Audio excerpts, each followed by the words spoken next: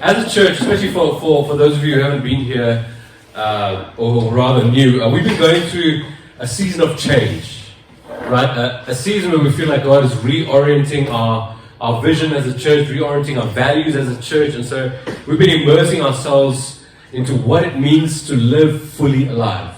Because we feel like that is what God has called us to. That's what Jesus said in John 10:10, that I've come to give you life, and life to the full. I love the NLT. It says to give you a rich and meaningful life, or rich and satisfying life.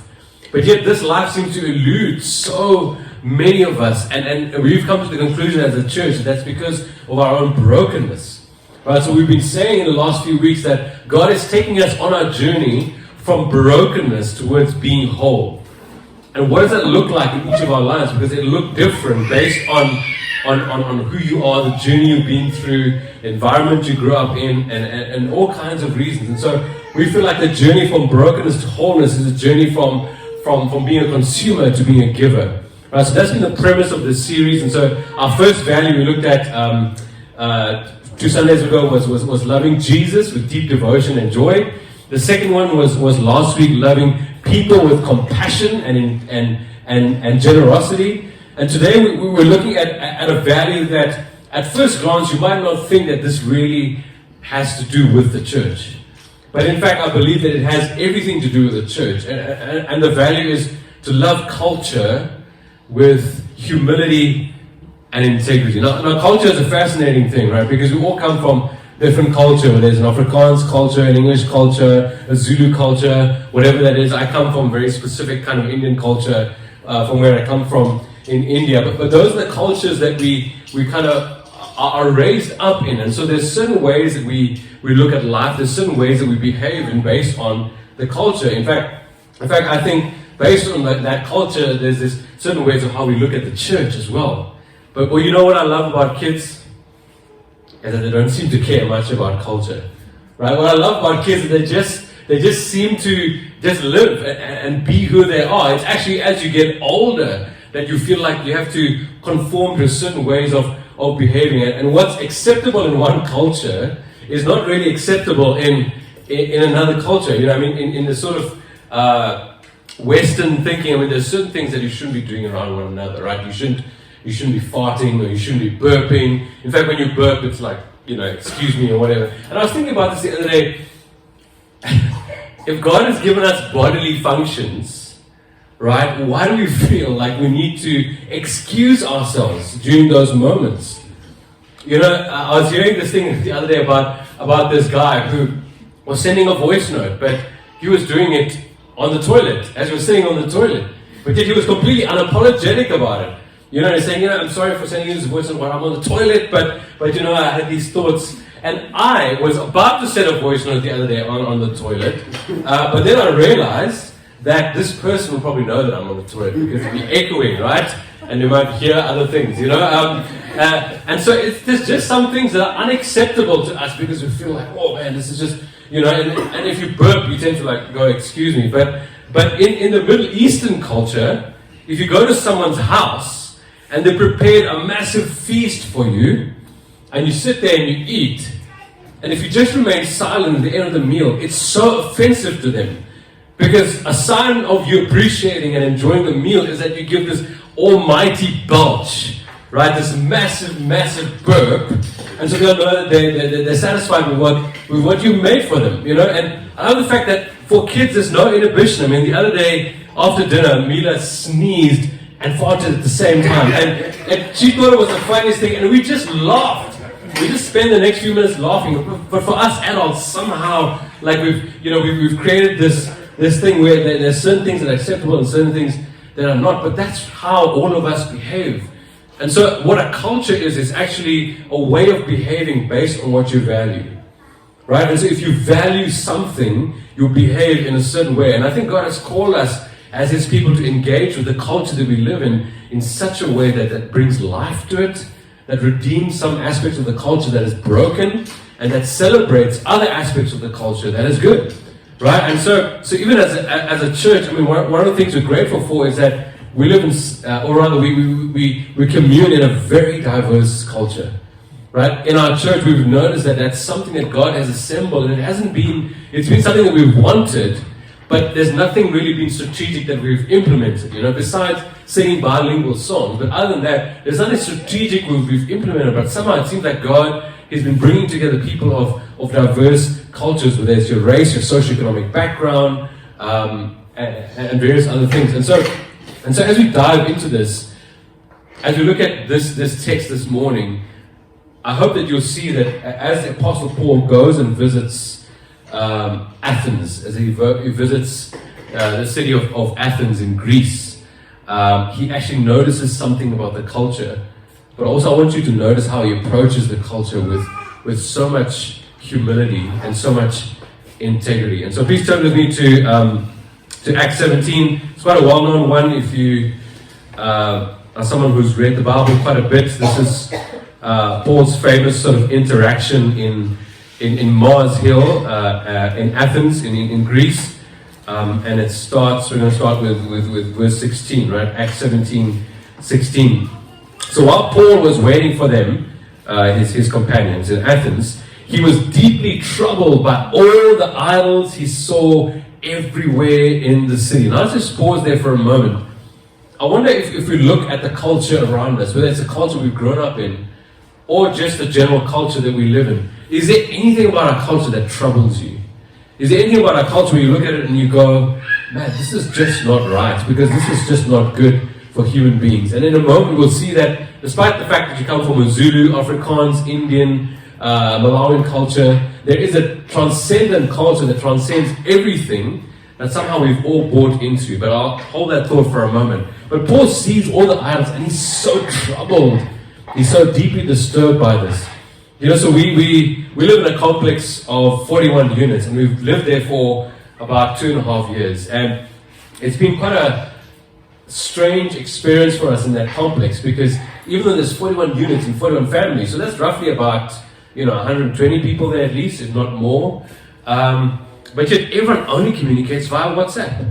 So we have this WhatsApp group where information is sent and people are, having some good banter on it, and sometimes it gets into like really, really bad fights, right? So people are, saying things to one another that they would not say if they were in person, right? And so it started becoming so toxic, and you look at this and you go, oh my word, like what is going on here? There's no sense of respect or value for another human being. So we thought, man, there's something that we can do about this, because we live in this place and it's quite a toxic environment. So we thought, the only solution is for human beings to come together. It's for human beings to see one another and to see the value and the dignity and the worth that God has placed in everyone He has created. Right? So we said, okay, once a month we're going to start just having people over for a braai, invite various families, and let them meet one another. Let them get to know one another. We've been doing that for the last few months, and it's been so beautiful, and I hope this thing carries on. But my question is, as carriers of light and as carriers of life, do we look around us like Paul and go, there's something that really disturbs me about the culture that we find ourselves in? And then he carries on, verse 17. He went to the synagogue to reason with the Jews and the God-fearing Gentiles, and he spoke daily in the public square to all who happened to be there. He also had a debate with some of the Epicurean and Stoic philosophers, and when he told them about Jesus and his resurrection, they said, what's this babbler trying to say with these strange ideas he's picked up? Others said, he seems to be preaching about some foreign god.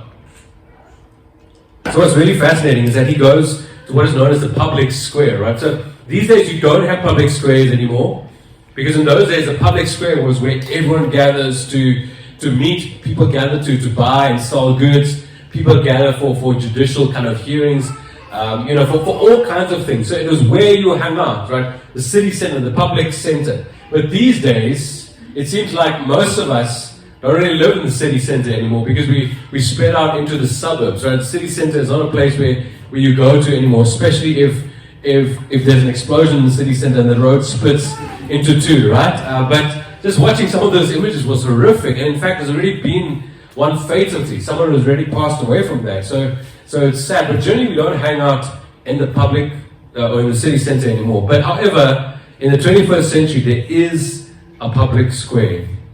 There is a place where everyone gathers and everyone shares opinions and everyone watches things and everyone comments on things, and that's the world of the internet, right? That's the world of the social media. It's a public square without people actually having to come together. And so I love the fact that Paul is thinking intentionally, where do people meet the most? And I'm going to decide to engage with them there. But he engages with the philosophers of the day. Now, for most of us, I don't think we identify as philosophers.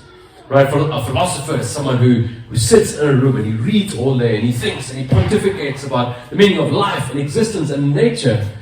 But I actually think we, as Christians, we're not going to be able to reach our culture if we are not philosophizing in some way or the other. If we're not deeply thinking about life and the meaning of why we exist. You know, Paul says, actually Peter says in 1 Peter 3:15, he says, we should always be prepared to give a reason as to the hope that we have. And so if someone looks at our lives and they see that our lives are different, our lives are joyous even in tough circumstances, our lives are full of meaning and purpose, that we have compassion and humility, and if they were to ask us, well, why are you like this? Or why do you believe this Jesus? Would we be prepared to give them an answer for why we believe what we believe? And I think it's because we stop philosophizing. It's because we're just rushing from one thing to the next. We don't take time to think. So after we've been hard at work and busy with our kids, we just sit in front of a TV screen and we veg. Or we sit in front of a phone and we scroll. And that's what we end up doing. But taking time to just sit and reflect and think about who God is and why you exist and what the meaning of life is important. And this is what these guys were doing there. And whether you believe it or not, everyone has a worldview. Everyone has a way through which they see the world. And so if someone behaves in a certain way, it's because of their worldview, it's because of their culture. So these guys are fascinated. Well, what is this thing about Jesus? What is this thing about the resurrection that you're talking about? You know, we want to hear more about this. And so the text carries on, verse 19. Then they took him to the high council of the city. Come and tell us about this new teaching, they said. You are saying some rather strange things, and we want to know what it's all about. It should be explained, and all the Athenians, as well as the foreigners in Athens, seem to spend all of their time discussing the latest ideas. And so Paul, standing before the council, addressed them as follows. Men of Athens, he says, I notice that you are very religious in every way. For as I was walking amongst you, I saw your many shrines. And one of your altars had this inscription to it, to an unknown God. This God whom you worship without knowing is the one I'm telling you about. And so I love his approach. He's not condescending. He's not arrogant. He's not demeaning. He's not saying you are foolish because you're worshipping idols. He's not saying your way of thinking is wrong. First of all, he's acknowledging them and he's saying, I notice that you guys are actually religious. Like you guys also believe that you should worship some kind of a God. And I wonder how much or how many times people are put off by Christianity and Jesus simply because of our posture, simply because of our attitudes, simply because we're not humble, simply because we're not approaching people with integrity, simply because we're not noticing them as image beings of God. I wonder how many times people are put off by Christianity because all they see is religious bigots who are just there to point fingers at others, who are just there to tell people that they are sinners, who are just there to tell people that God is a God of wrath who's about to judge them. I wonder if people are put off by God because the picture that they have of God has been because of our own posture and our own disposition. And I love Paul's heart here. He approaches it with so much humility. And then he notices, he finds a connection point. Right? He says, I notice that there's a God who you don't name because perhaps you don't know him. Well, let me tell you about that God. You know, and I feel like our connection point is actually not as complex as we make it out to be. Because our connection point is that we are human beings. Just like other people who don't believe. They are also human beings with faults and failures. There are also human beings who may look at the mirror and don't like what they see. There are also human beings who struggle to make ends meet. There are also human beings who may be disappointed or disillusioned with the government. You see, so we have a point of connection that we may miss if we approach the culture with a sense of arrogance and pride that we have all the answers. You see, there's always a point of connection if we look for it. The point of connection is that we are human beings. And then it carries on in verse 24. And then Paul continues to tell them who this unknown God is. He says, He is the God who made the world and everything in it. And since He is Lord of heaven and earth, He doesn't live in man-made temples, and human hands can't serve His needs, for He has no needs. He Himself gives life and breath to everything, and He satisfies every need. I really love that, because what He's doing is He's giving them such an expansive view of God. He's saying, man, this God that created the universe, you can't actually constrain Him into a small man-made temple. And He gives them such a big picture of God. He says that this God is actually all-sufficient. That He actually doesn't really need anything from us. But instead what He does is He satisfies your needs. He probably paints a picture of God that they probably never heard before. Because in their world, the idea of God is some form of deity who you either have to please to get their favor, or it's a form of deity where, there's some kind of transaction that goes on, that if I do this, then you will do that. Mankind has not really changed. In fact, even in the church, we think of God like that. That we think sometimes that we're so fearful of this God because we think we are maybe struggling because He is punishing us for something that we have done. And I love the picture that Paul portrays of God. He says, He is here wanting to satisfy every need. I wonder if that's a picture of God we painted to an unbelieving world. What would it make us think about God? Perhaps it may open up their minds a little bit more to who God is.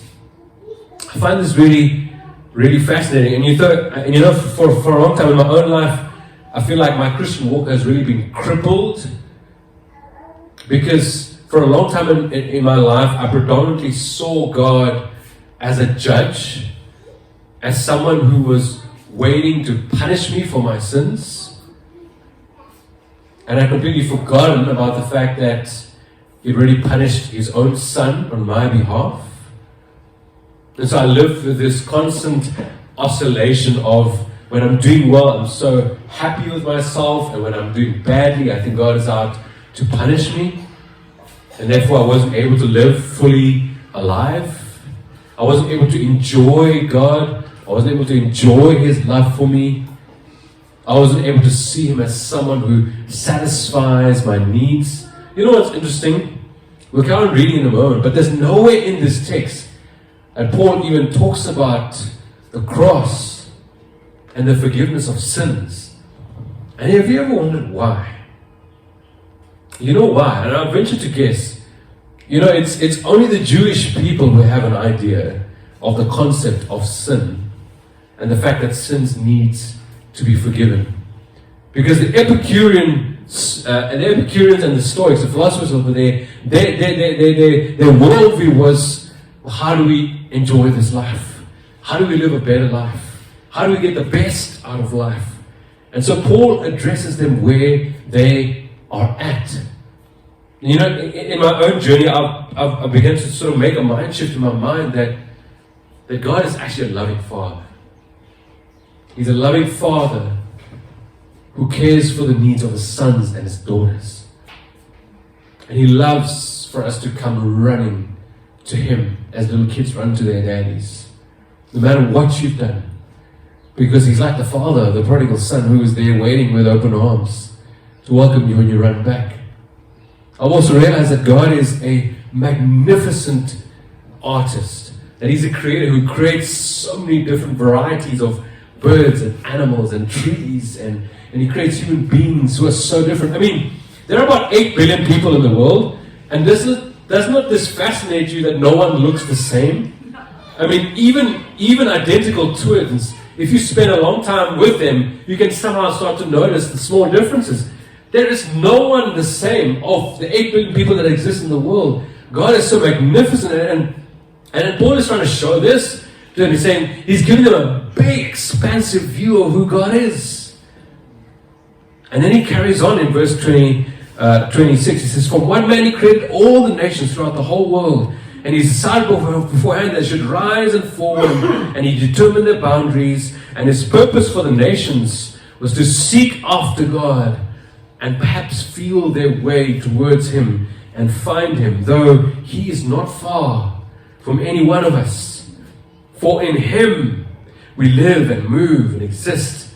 And some of your own poets have said, we are his offspring. And since this is true, we shouldn't think of God as an idol designed by craftsmen from gold or silver or stone. I love the fact that he's saying God, he wants people to come to him. Right? He wants people to come to him. But yet, sometimes with our posture and our disposition towards people, it's almost like we want people to stay away from God because he doesn't want anything to do with them. And yes, it could be because of our own brokenness. But I love Paul's heart here in communicating God to people. And he's saying, he's not far from any one of you. He's not that far at all. He's actually so close to you if only you were to come. If only you were to seek him. If only you were to reach out. Because he's made himself available. He is close by. You know, there's already enough churches in Joburg. Right? I mean, people told me before we planted Pulse Church, why are you planting a church? There's a church around every corner, literally. I mean, I can just look around me, 360 radius, and I can name you all the churches that are within just a few kilometers from here. You see, the challenge is not that there aren't enough churches. The challenge is that there aren't enough churches who is really representing the very life of Jesus that he has to give to people who are desperately searching for that life. See, that's the issue. And so when we start living this life fully alive, we are beginning to bring the very life of Jesus close to people. God is close to you, Paul is saying. And so, what is that culture that I've been speaking about that transcends every other culture? That transcends Afrikaans and Zulu and Indian and Malawian and all kinds of cultures. What is that one culture that seems to transcend every other culture? And we've already mentioned it quite a bit in this series, but it's a consumer culture. It's a consumer culture. It's a culture that says, just consume more and take more and you will be happier. Consume more and take more and the emptiness in your heart will be filled up. Think about every industry, or most of the industries that are out there. They are tailor-made for your consumption. Think about the food and beverage industry. Billions and billions of rands and dollars goes into that. Think about the clothing industry. Think about the media industry. Think about the film and TV industry. Think about the sports industry. You know why the sports industry is a multi-billion dollar industry? It's because it's for your consumption. I mean, you can sit there hours and just consume. You see, we live in a culture where we built temples where all of these things could be found in one place, right? Where your food and drinks could be found in the same place, where your clothing could be found in the same place, where entertainment can be found in the same place. We call them shopping malls, and these are temples which people run to every weekend because they don't have time in the week because they're working. But as soon as Saturday and Sunday comes, we all run to our temples to go and consume to make ourselves feel better about ourselves. It's all around us. And these days, things are just made much easier because you don't even have to go to the shopping malls. Just turn on your phone. There you can shop all you want. There you can watch as much as you want and just keep consuming and consuming and consuming. And like we said a few weeks ago, that's how mankind started his decline, right? By consuming. From a tree that God says, don't consume. Or we decide, no, we want to consume because it's going to build me up. I'll reach a point of self-actualization. I'll get more knowledge. You see, consumption was not the way that God desired us to be. I don't know if you've heard of the guys called the Minimalists. These are two guys who run a podcast called The Minimalists. And there's also a documentary on Netflix if you've got time. It's called Minimalism. And basically about this guy who, he was in his late 20s, early 30s, and he'd got it all, right? He's gotten the house that he kind of wanted, he'd gotten all the stuff, he'd climbed the corporate ladder, he had everything, yet he was so unhappy. But yet he looked at his friend who was his peer, who also grew up with him, and this guy was the happiest guy in the world. And so he decides to go to him and ask him, what is the secret of your happiness? And he starts to show him his life. And he walks into his house, and he literally has the bare minimum, right? He has maybe like one couch, and maybe just one cupboard. He walks through the house, and there's barely anything in the house. Yet this guy is one of the happiest guys that he knows. And so they started this thing called The Minimalist. And I love watching these kind of things because it really shows us up for how much how much salvation we think we will get by our consumption all the time. And this pervades, and this is so transcendent to every other culture that we find ourselves in, trying to fill up our emptiness. And then in verse 30, he says, God overlooked people's ignorance about these things in earlier times, but now he commands everyone everywhere to repent of their sin and turn to him. So for the first time, right at the very end of his discourse, he says, God is calling everyone to turn from what they think will give them happiness and meaning and satisfaction, fulfillment, and turn to the one who actually can give them happiness and satisfaction and fulfillment. God is asking them to literally change their minds because what the world has to offer and what culture has to offer is not enough.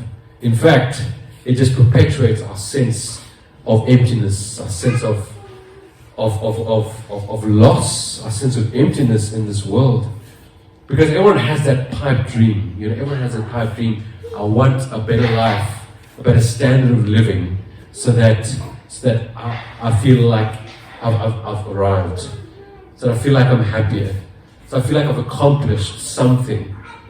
But yet the more we keep consuming the things that we just have around us, it still leaves that tinge of emptiness. And Paul is saying, turn from your ways. Turn from the things that you think will give you what you want, and turn to God. Stop doing things your way. Because essentially that's what sin is, right? It's doing things your way. It's saying to God, I feel like my way is better. And Paul is saying, no, God has provided a way for us to experience true life. And then he ends in verse 31. For he set a day for judging the world with justice by the man he has appointed, and he proves to everyone who this is by raising him from the dead. I love the fact that he doesn't just say, there is a day coming we have to stand before God. He's saying that God has proved this by raising this man from the dead. So why does he talk so much about the resurrection? And why do we see so much about the resurrection in the book of Acts? I think it's because that our final enemy, which we think is death, which we're trying to avoid all the time, God is actually saying, you don't even have to worry about that enemy, because I have actually conquered this enemy. And this life that I want you to experience is available to you. And we said this a couple of weeks ago, that in order for us to live the resurrected life, we need to be willing to live the crucified life. Right? In order for us to experience the resurrected life, we need to be willing to give of ourselves to something so much bigger than ours. And so as we approach the culture, what is our posture towards our culture? Because if people look at us and we're living exactly like the culture, how is our lives appealing to others in any way, shape or form? If people look at us and go, actually these people are not consumers. These people are actually giving of themselves and their stuff and their money and their material possessions and everything for others. There must be something about them that's different. And so Paul goes to this culture and he approaches this with a lot of humility and a lot of thought. He's been thinking about how they think about their culture. So we're going to engage in this in a moment with some questions. But here's where I want to land. There's a lot of things about our culture that is good, but there's also a lot of things about our culture that is toxic, friends. That is toxic. And so if we just embrace everything about our culture that we think is good, chances are we'll continue to remain people who are unhappy, people who are still empty on the inside, people who are still searching but never finding. What Jesus wants to do is, there are certain things that we look at discerningly and go, okay, those are the things I need to reject. There are other things where we look at and go, okay, I need to redeem that because it's good, but it needs to be better. And there's a whole new ways of living that Jesus says, man, I want you guys to embrace this. Because we live, man, in a consumer culture like no other. It's around us all the time. And you know what, it's actually so freeing when you decide that I'm actually going to draw a line in the sand. Look at all the things that consume your attention. Look at your cell phone. See, that's what I do on my day off. I've decided that this thing is not going to be my master. Because for so many of us, it is. You just want to keep on consuming from this, thinking that you're going to get a sense of personal satisfaction. So I decided on my day off, this thing is away from me. It's going to be put away. I'm putting it on airplane mode. Jesus can run the world without me. Thank you very much. And Jesus is also the head of this church, so there can be a day where no one can get hold of me. Thank you very much. So I decided to do that with my phone. You know, and I even look at the clothes in my cupboard. I'm like, man, I don't even wear some of this stuff. You know, I should be giving it away to people who don't have. You know, we just keep on accumulating because we think that if I just consume this stuff, I'll feel better about myself. The difference between Christianity and everything else is that we're not a movement about consumption. We're a movement about receiving. Because you receive something so beautiful, so precious, which is that adoption into God's family, which is forgiveness of sins, which is living forever with God. And when you learn to posture yourself and you keep receiving from God, that's when you're able to keep giving to others, right? And that tank never runs dry. But that's part of the problem, is that we don't posture ourselves in receiving from God. And then we wonder why our lives are miserable. Because we've not positioned ourselves in the way that we can keep receiving from God. And so we want to continue to just put this before us as a church, that the journey from brokenness to wholeness is a journey from consumption to being a giver. Jesus said, if you want to find your life, you must give it away. Right? If you really want to find your life, you may be prepared to lose it all. To lose it all for something much more significant, much greater than us. Because that's when you live fully alive.